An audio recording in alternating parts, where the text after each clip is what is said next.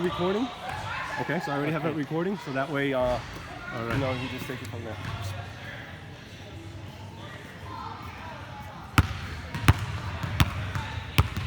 Okay, don't keep the ball right now, please. Come sit with them. You can sit with them.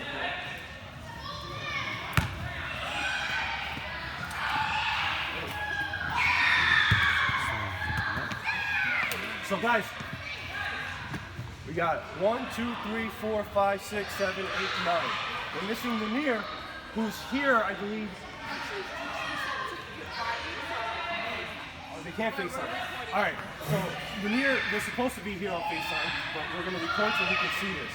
Adam's not here, but Adam was still part of this team, even though he hasn't been here in a very long time, okay? I want to let you boys know that you inspired me to get back to writing, okay? When I was in college, I used to write songs for at the time, she was my fiance, my wife, okay? She pretty much fell in love with me through all the songs that I wrote for her, all right? And I haven't wrote anything since then, pretty much. Essentially, nothing's inspired me to get back to writing, except for you boys right here, okay? So what I'm going to do is write you guys a book that will be ready by your award ceremony, okay? And that book is based off of a childhood of a boy named Hooper, okay? And then this person, Hooper, essentially had a crazy lifestyle, very crazy lifestyle. But what he was able to do was find comfort in basketball, which is pretty much what all you boys have grown into doing, all right? Hooper went ahead and wrote you boys a letter. And I don't know how excited you guys are to read books, but I hope after this letter, you boys get excited to read this book that I'm gonna write for you, okay? This is a letter from Hooper. Dear Sam, Fahmi, Muhammad Suleiman, Noah, Omar, Muhammad Ghazwana, Munir, Abdullah, Abdul, Ishmael, and Adam. When the season started, before every game, coaches from the opposing team said the following to your coach, okay? First season struggles are real. We wish you the best of luck, and don't worry if you don't get a win this season. We didn't get ours in year one either. Just try to have fun. Another coach would say, don't worry, coach. We won't press your team. I heard you have some 5th graders and 6th graders on the team. Another coach. They didn't say this to him to discourage or insult you boys.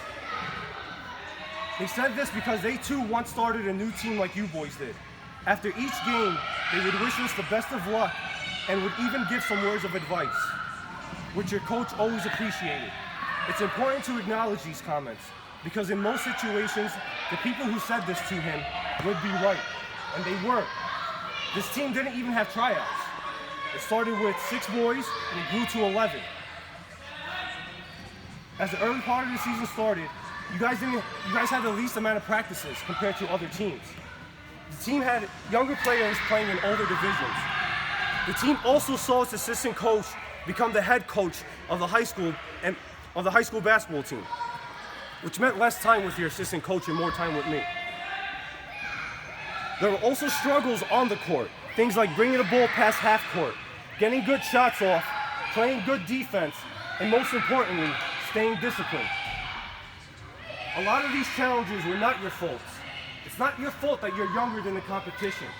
It's natural to be smaller and in most cases even weaker than them too. As you boys continue to get older, you will realize that you too will become just as big and as strong. And if you don't, you must learn how to compete against those odds.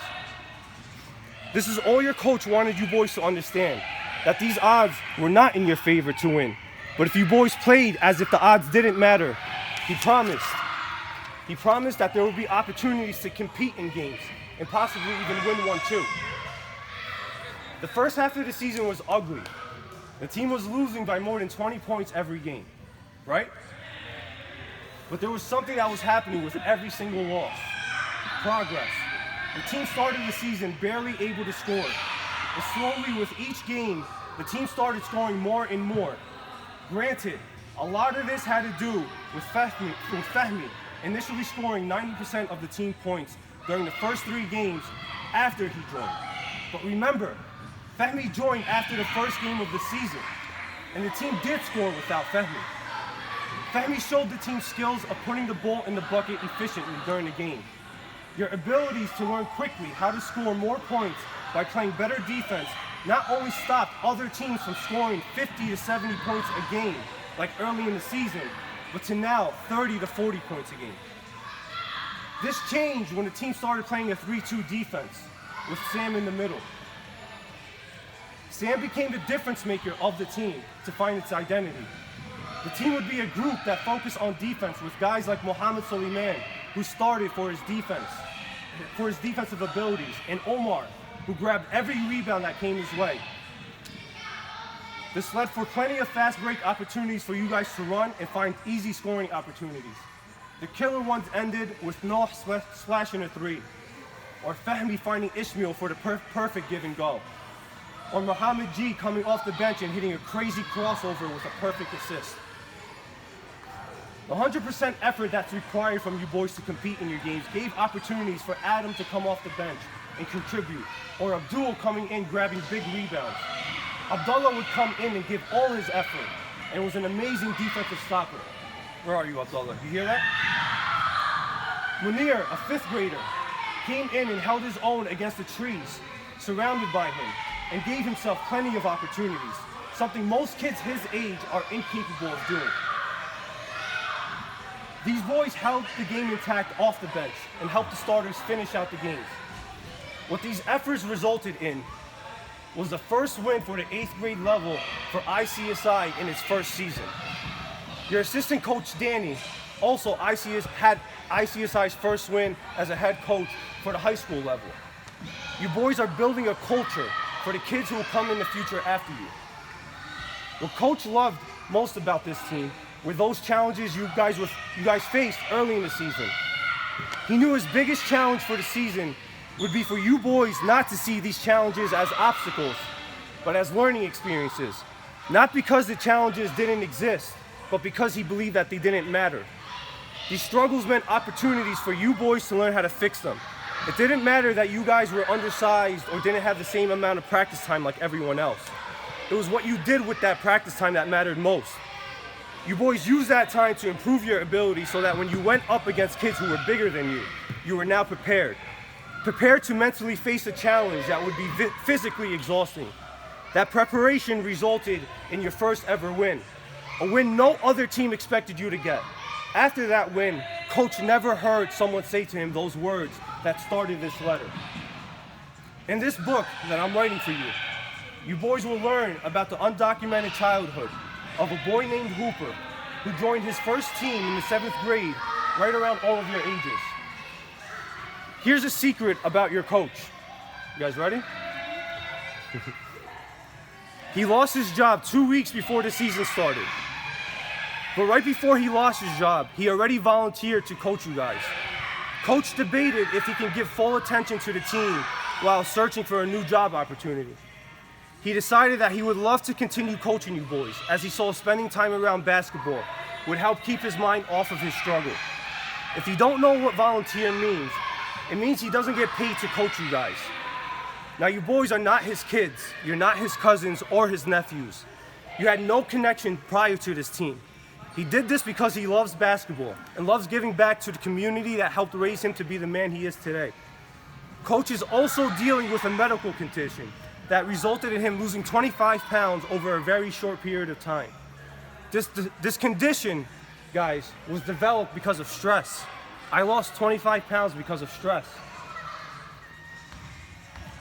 Your mind can cause physical damage to your body, and for him, stress created ulcers in his stomach, which made it difficult to eat and breathe. Coach developed this condition prior to losing his job. Now imagine how additional this stress was capable of causing more issues. Now you may be asking yourselves how you could never tell this was happening in Coach. And the answer is Hooper's childhood.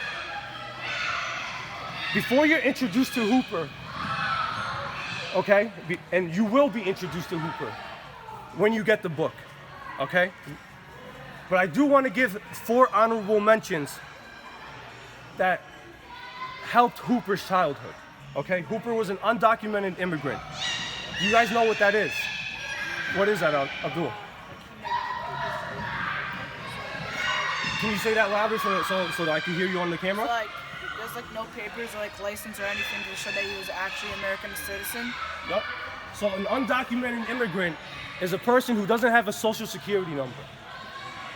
I'm pretty confident, and I hope that everyone on this team has a social security number. But if you know what it means to grow up without one, that means you won't be able to go to college with financial aid or a scholarship. That means you won't ever be able to get a driver's license. That means you won't be able to ever open up a bank account, okay?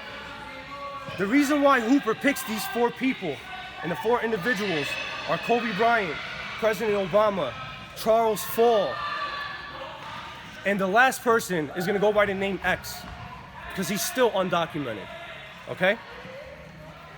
Kobe Bryant is an all-time Laker great and currently an Oscar Award winner, who also started a multimedia company, Granity Studios, which intends to tell stories around sports. If you guys don't know who Kobe Bryant is, he's very famously known for his Mamba mentality, and I encourage you boys to go out there and read about it. President Obama passed the deferred action by executive order in June 2012. This allowed children of undocumented immigrants who qualify to apply for legal residency. This executive order changed the lives of hundreds of thousands of young adults and children across the country. So do you understand what happened there, guys? What happened, Noah? He made it that you don't need a social security number to do all the things like go to college and open a bank account. Very close. Very, very close. So not that he made it so you didn't need one, he provided one. He gave a social security number to hundreds of thousands of undocumented children so that they can go about their lives normally like everyone else. Charles Fall is a former teammate of Hooper's when he was in the 7th grade. Charles, who is currently the New York State Assemblyman, is continuing the great legacy of President Obama and helped pass New York's own version of the DREAM Act, which will now allow children in similar undocumented situations apply for financial assistance for college. Charles also played a major role in granting Eid off for students in New York City so that Muslim students can have a day of recognition and celebrate for their holiday. Are you guys not celebrating Eid off now at school? We do. Everyone say thank you to Charles. Thank you, Charles. Thank you, Charles. X is a former high school teammate of Hooper's.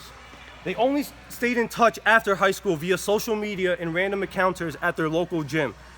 But their last encounter was different than any other. They hadn't seen each other for a few years and took the time to catch up on life, only to find out that they both coach 8th grade boys teams. Hooper told X he felt inspired to coach because he wanted to give back to the youth in his community, as he can relate to some of those struggles. X asked what those struggles were, and now that Hooper was no longer undocumented, thanks to President Obama, he was more confident to share his past about his undocumented upbringing. When X's face lit up with a smile, Hooper was a little confused. X said he grew up an undocumented kid too. He too had never mentioned it to anyone until recently. And for both now to be legal and coaches was no coincidence to them. It was destiny. Are you guys inspired for this book? You ready to read this book? I hope this letter here, all right, encourages you guys for the last 30 minutes of practice.